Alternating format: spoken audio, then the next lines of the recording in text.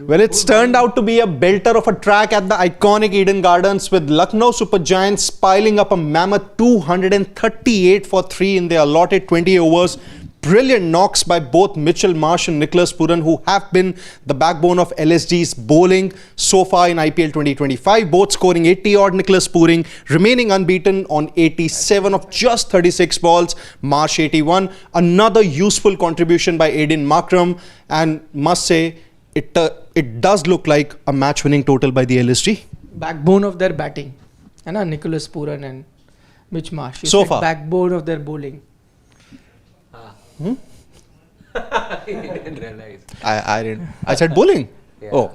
That's what happens in intros. Once there were 3 people sitting. Once 3 people were sitting and I had prepared my intro and come and I did the intro and I had prepared for 4 people. So I said 4 people are joining me right now. No, apologies, I never prepare anything now. That's a slip of tongue. But you should not prepare. That's the thing. Yeah, exactly. Yeah. That's why I decided Say never from prepare. your heart. Yeah. That's Whatever why your I heart never feels prepare at the after moment. that. Yeah. Played by the year. That's why I never prepare after Or the tongue. Even I have learned it, Yeah. over the last few I months also now. did, that's why I can relate to it. So does the deal change for the end of the thing? What deal? Post-match? Yeah. Done. Achha. He'll pep Deal remains the himself same. up. He'll eat well. No. I just need to be as raw as possible. I try not So to. just a reminder before we dive into this discussion that after this game is done, we will be live with the analysis of this match. I know by that time probably toss may have happened. Maybe sometimes the next game also start. Doesn't matter. We're going to be live on Sports Today analyzing this particular encounter, which at the moment seems to be a high-scoring encounter. We'll see how Kolkata come out with the chase. But first impressions that I can say from whatever we've seen of the first 20 overs, it's a belter of a track that you're getting at Eden. You used to get these sort of tracks a few seasons ago as well. But even then, once a team gets 238, I will never risk by saying they are 20-30 short. So this is good. This is a very good total. Where is this coming from? I'm saying in general. But a smile on your face. Because I'm happy with the way Lucknow was batted. But why I'm the smiling. specific 20-30 run shot? Because they're not 20-30 short, na? That's why I'm smiling. Achha, it can be viewed like that.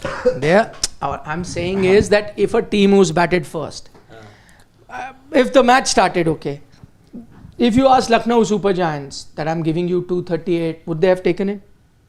Both their With both arms, hands. legs, hands, limbs, everything. If you had asked Kolkata that you have to chase 238, They would have prayed. They wouldn't have taken it. So which is the happier team? LSG. Obviously. But what I'm surprised about is, and this is something I read in the pitch report also, that even the commentators and the analysts there were saying that it's probably the right decision that KKR have made by bowling, because obviously there was a cloud cover, the greenish tinge on the pitch also, and that's where I'm a little surprised that there was no help whatsoever, even for the pace bowlers and also for the spin bowlers too. But that's because that's why I say pitch reading is not an exact science, and that's why even when we do analysis, I'm always very wary of not really sticking my neck out with the pitch, because people who have played on that ground, people who are live at the ground, even when they see the pitch, still make errors. Sitting from here and seeing the color of the pitch and saying how it's going to be. Virender Sehwag, I like him for what he used to say about pitch reading. He said never spend too much time. Whatever it is, you go play. You don't know color, this, what soil. 24 yards, go play your cricket, that's it. No, I believe in pitch reading by seeing when you see a few balls go. Then you can read the pitch. So if you're a batter, for example, Virender Sehwag's approach would be, and I know a lot of batters whose approach is that they won't bother too much reading into before the game starts, that this is how the pitch is, because then you become tentative in certain things because you have made up your plan. So you just go, you take a few deliveries, you see it, or maybe some people like Sehwag might even take the first ball if he sees it's a loose ball and it's coming on to his area, he'll attack it. So they play a few deliveries and then gauge the pitch based on their experience, rather than this face reading or body language reading that sometimes we do. Rather than that, they just see, okay, we'll see the behavior and then take a call. And whatever the behavior is, that's why I'm not going into the pre-match pitch report. The behavior of the pitch does suggest that it is a belter of a track. But listen, that's exactly what we saw yesterday as well. It did seem a very good track, but as it proved in the end, Whenever a team gets 200 plus and even the range of 220, it's never easy because the chasing team, no matter how good the track is, always has to maintain that sort of a run rate where you have to operate at 12, 13 and over from the word go. It's not even the last 5, 7 overs. So it's never, you will reach highs of 15, 16 certain overs, but to maintain it for 20 overs and in that while that you're doing it for 20 overs also losing wickets, it's never easy. So it's always the batting side that will feel much happier at the moment. Which wicket is Nicholas Puran batting on? All throughout which pitch is Nicholas Puran batting on? We've seen all throughout this IPL till now, every batter, every team, every batter is struggling to give those fiery starts. But Nicholas Puran is playing on the same strike rate that he was in the previous year as well. It's just getting better and better. And that's been the case all throughout the IPL. All his innings, his strike rate has been over 200.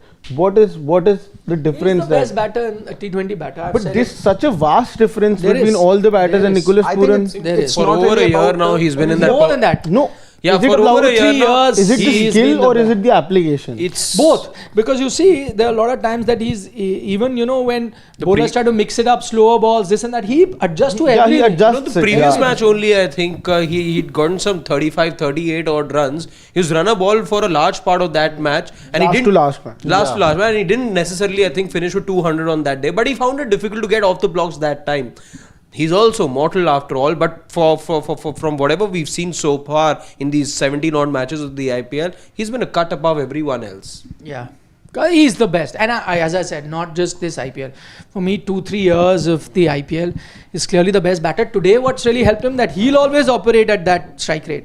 But today, what's really helped him is like even Adam Markram is stepping up with a strike rate touching almost 170. Mitch Marsh is helping you touch a strike rate which is close to 170.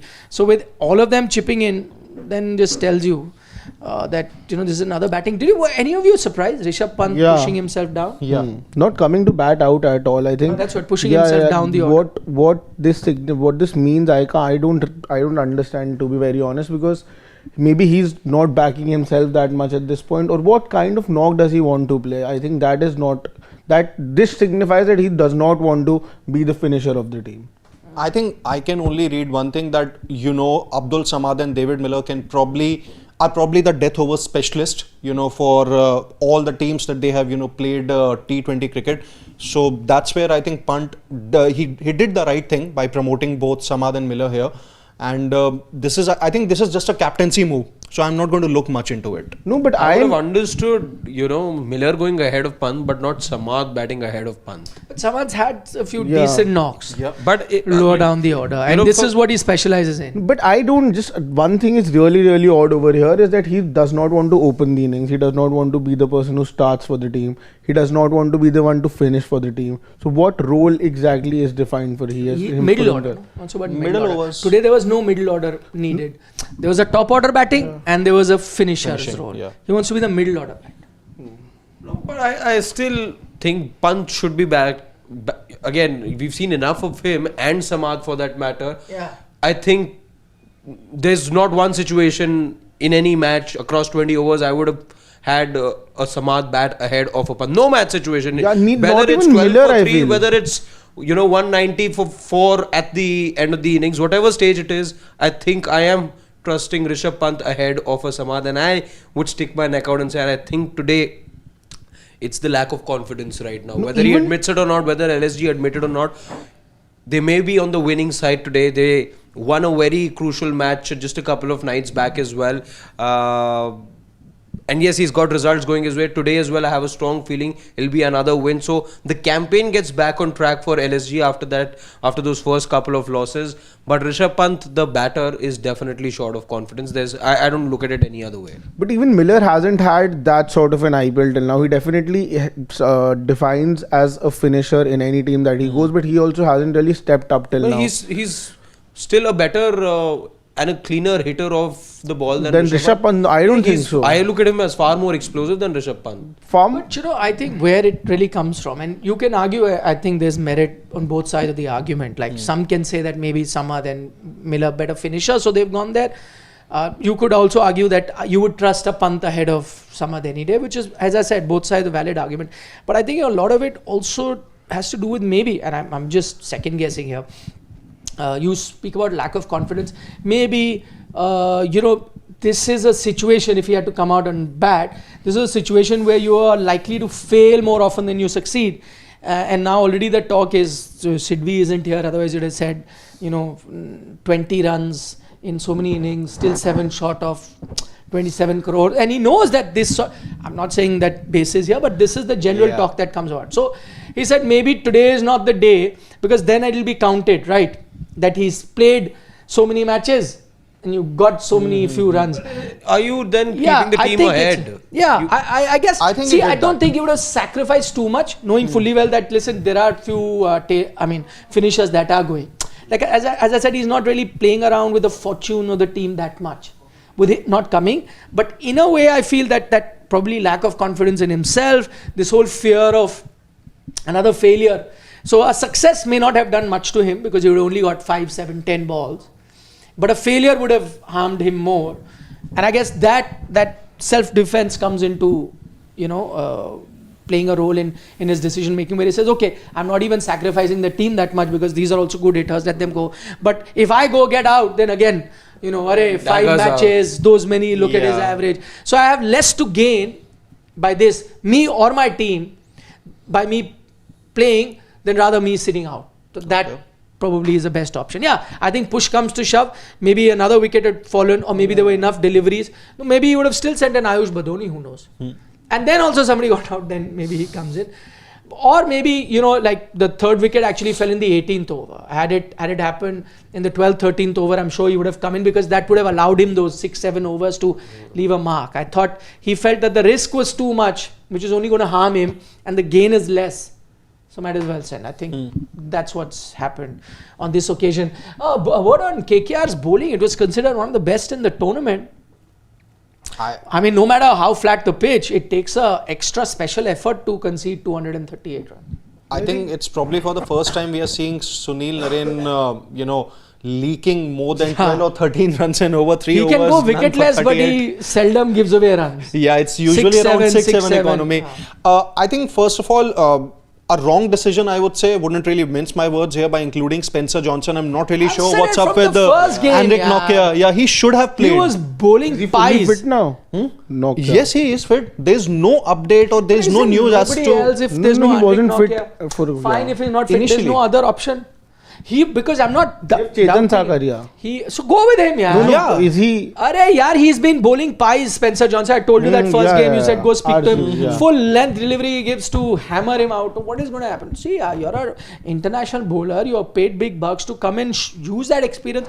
At least do something. As I said, even the best bowlers have a bad day. Rashid Khan's been having bad days. Or for example, today Sunil Narine. But I'm just saying, Spencer Johnson not giving you that kind of confidence. I will take a risk with a Chetan Sakaria. Who knows? He'll do better, yeah. Go with one less foreigner if you want, for all I care. Yeah. I think also, secondly, in case of Vaibhav Arora, this has been the trend in the last few matches also, that he has been, I think, identified by the batters. You just play him out. You just play him out, but not really giving away wickets. That's the point. I know, but I think first 2 overs he had just given away 8 runs. Yeah.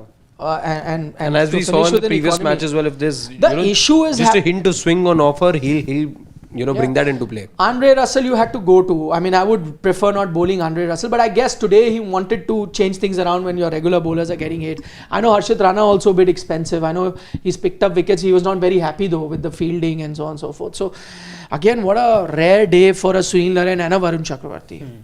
Varun Chakravarti still bowled decent, but I'm saying this is the kind of bowler that will give you 3 wickets also, na? The wickets are not coming. Also will give you 2 it's wickets. The same bowling lineup that had given, there are 5 bowlers in this lineup that had picked up more than 15 wickets last season. And I think one of the prime reasons why we'd all primed them to do well this year was because they had most of those bowlers and the nexus remained intact for Kolkata Knight Riders. But it's in a way very confounding, the rate at which they've conceded runs today and on a couple of occasions in the past. I think they'll be unhappy because I think we saw these big scores last year as well to begin with at the Eden Garden. They showed some firepower as well, but the KKR of this season doesn't look like the KKR of the previous season. And what I see missing right now is that power right up top. It's not happening. Sunil Narine, the way that he was giving you runs, half the times he was sealing the game Today, for you. Bowling is a problem. See, I'm saying batting power comes or not. If you're going to leak 238, then you really don't have a chance to win. You have to play exceptionally out of the norm to win it. You can. I'm not saying it's impossible. But it's a right now 70-30 game we've seen as we little speak. from them. Because last year, half the times you were getting brilliant starts from Sunil Narine and half the game was done there for you. I know. Half the game was done there. No, but the thing is that bowling was stepping up. No, Varun Chakravarti, Sunil Narine were outstanding. Varun Chakravarti was next. Vaibhav Arora, Harshit Rana, all of them. Everyone. Even Russell also. Everyone. Yeah, correct. Even Russell actually with the ball. And they were allowing Stark teams and all, to get to. Say today, the situation is such that today, if Narine still gives you that 30 or 15 balls, which is what he was doing, still you have a good chance you'll lose. But he was 30 and 15. I think he was giving consistently. On occasions, he was giving 50, 60, 80s also. Yeah, but today, even if you get that, there's no guarantee you're going to win, no? Yeah. That's what I'm saying. What your bowlers have done is literally taken you out of the match. So he can even get you a 50. For you to win from here, everyone today has to have a outstanding day. Yeah. Then you have a chance. Your bowlers have conceded more than the par total. Anyway, we'll come back with a detailed discussion. Are we at the getting end. to the 400 mark in this match in terms of Predictions? runs? 240 anyway. Absolutely. KKR are definitely scoring. 400 will happen. Yeah. That I agree. But whether they win it or not is another. Anyone daring enough to back KKR? Yes. I think KKR can cross the line. Plus one. It's possible. That's daring. Even I think they can. I think it's because of the small dimensions of the ground. That's See, my conventional logic, as I said, if you said 70-30, I would say no. But I would want to see a KKR win for the sake of the IPL. I mean, imagine what a game it will be. Yeah. I wanted Mumbai to do that yesterday because it would have become such a fun game for us to report on and for the viewers also to wake up to. But if it is another 16.4 over game, all out. Then all out. Then 16.2 has to be all out. But 400 though will be crossed. They need 180 or less than that. 170. 170. That they will will definitely I cross. guess. Yeah. Yeah. I'll go. I'll do the left field selection. Go for a KKR win. KKR. Three for KKR. You said KKR. No. Then I'm going with I was just LSG. going to balance it. I'm going with LSG. I think. No. That's Too many runs. That's the sensible thing to do. I mean, there's in fact 70 also. I mean, What does the KKR fan upstairs feel? He was actually worried. Last we heard from him, he was actually a little worried. Anybody right now it's Lucknow's game. He's also messaged like there's a jersey for you guys in the studio which you've chosen to conveniently put out. He can't see it all. Put it. Why Shivam? The KKR match. Why is the KKR jersey not on display, sir? So he's unhappy. He has all the right to be. Very bad. Yeah. AJ, let's take AJ's comment before we leave. He says, Pant is thinking, jitna late batting karunga, utna kam troll hoonga. If Pant is aspiring for Indian white ball team, then this is not the way that he'll make it. Yeah, that is true. But I think he's playing percentage. As I said, there'll be more chance of him getting trolled for getting out. Not much to gain. So, I guess. So, can't take all your comments now, but do join us at the end of the game. As I said, doesn't matter what's happening in the other game. We will be here live for a good 1 hour, as we always do in our post-match. And then we'll take your questions and discuss the game at length. Bye-bye. See you guys soon. Okay. See you. Bye.